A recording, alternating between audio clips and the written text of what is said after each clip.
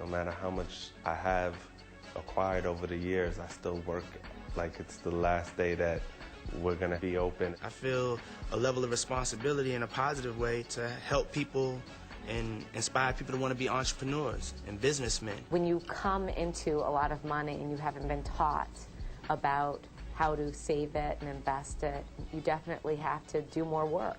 It's not about making money and blowing your money, but it's about doing the proper investments. And it takes really great people around you. They have to focus, black children, on getting the fundamentals of a good education.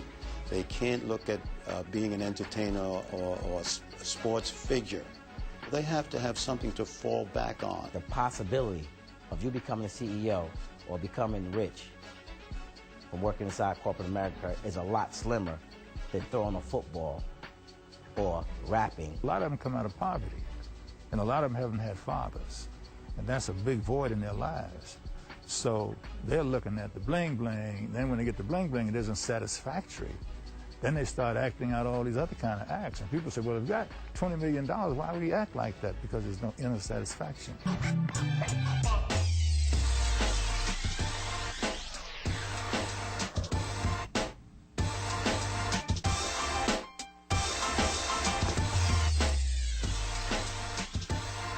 Hello, I'm Lee Hawkins. More than ever, young blacks are building great wealth in America. Last year alone, black athletes in the NBA, the NFL, and Major League Baseball earned nearly $4 billion. The top 20 hip-hop moguls earned $500 million. That's $4.5 billion in the hands of a few thousand young black men in 1 year. They're doing this by taking more ownership and control over their brands than ever. I call this new wave of entrepreneurs newbos, the new black overclass. I've been researching and writing a book on this topic for the past 3 years. Now, in the age of Obama, will these young stars squander this opportunity, or will they seize it and build upon it through black ownership, mentorship, social awareness, and collaboration? If you ask NBA world, LeBron James is one of the most dominant forces in professional basketball.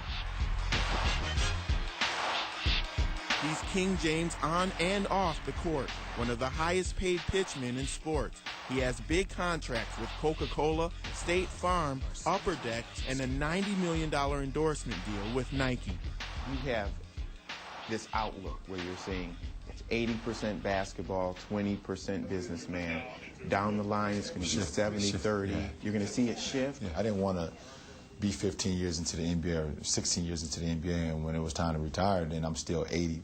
I'm going to be 80% basketball on my way out of the NBA and 20% business then. It just can't happen, so it has to continue to shift. How does he do it? With a stunning move 4 years ago that shocks the entire sports world. The 20-year-old star fires his agent and seizes control over his own brand. And I wanted to do something different. I want to start my own company. I want to make my partners the guys that I know that I can trust. Let's own it. Let's own it. Now, it's not all about me. Let's all own it and make ourselves proud. Let's make our families proud. He doesn't go to Madison Avenue or another powerful agent to make it happen. In a controversial move, he recruits trusted childhood friends, Maverick Carter and Randy Mims. My 8th birthday party, LeBron's stepfather brought LeBron, he was 5 at the time, to my 8th birthday party, and we became friends. So to a certain extent, you were like family. Yeah, exactly. He's chosen to say, why should I take this piece of my business and take it outside the community when I have people around me that I know and trust and believe in their ability that can do this work very effectively. That's basically how the whole LRMR company got started, was just that trust. Before joining LeBron, Carter cuts his teeth at Nike's marketing department. Yo, Rich, he said he saw 2 guys earlier. One of them was wearing a jacket. And how does that help me? Rich Paul eventually joins the group, forming LRMR, a Cleveland-based sports marketing company. You really took a chance and believed in 4 African-American young men to start this company, which is something that we're not seeing a lot in the sports world. It's been unbelievable to see those guys grow and to be respected wherever we go now.